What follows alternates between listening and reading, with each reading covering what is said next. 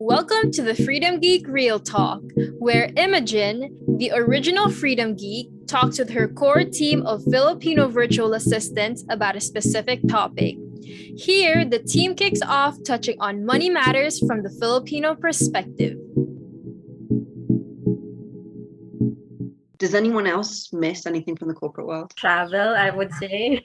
Because when I was in corporate, I used to be in Visayas Island every quarter. And then sometimes there would be opportunity to travel outside of the Philippines for, say, for conferences. But then comparatively, you also get exposure in learning from international mentors when you're working online. Yeah, I mean, I actually struggled with business travel when I did it in the past because I felt that I couldn't really enjoy the place because I was stressed out by the business purpose of being there. I'm pretty happy that that's weirdly separated in my life.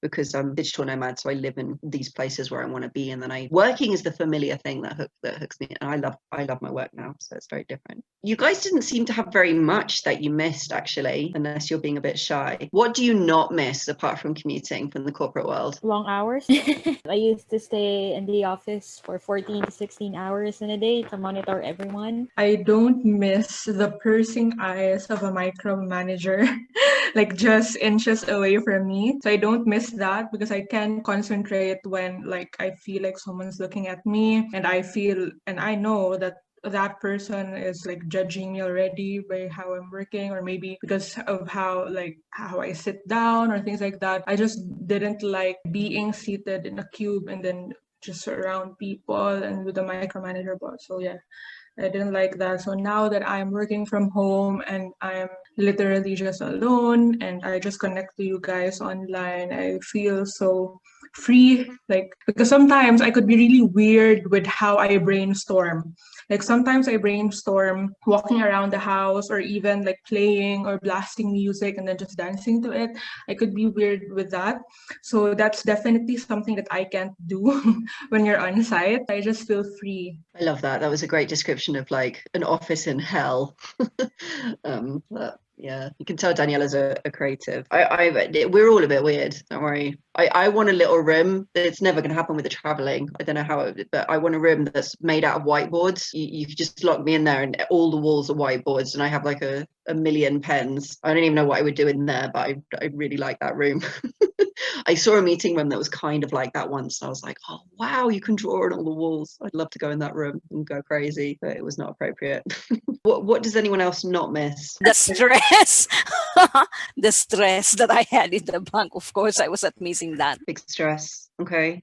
Anyone else? People randomly coming into your office when they need something from you and you need to focus or you're rushing to finish something. So working from home allows you to structure your day. Like for me, basically, I use the time difference to my advantage where I do the admin stuff, the data entry stuff in the morning of my day, which is very early UK time. And then in the afternoons to evening times, that's when I handle all the communication part. With working from home, you can actually just turn off all your chat applications and then go back to it when you see it's more convenient for you. So you can actually focus on your work. For me, I don't miss, just like Hannah, the extra hours. And usually extra hours in my industry, we call it OTY, so overtime. Thank you. You're not paid for it. And the other one would be, I don't miss all the expenses on makeup and clothes. I worked in the hotel industry, and that equaled to a lot of effort on making sure you're presentable. So a lot of makeup and making sure you have the clothes that fit the standard of a 5-star hotel, for example. So now you can, working from home, you only need to prepare if you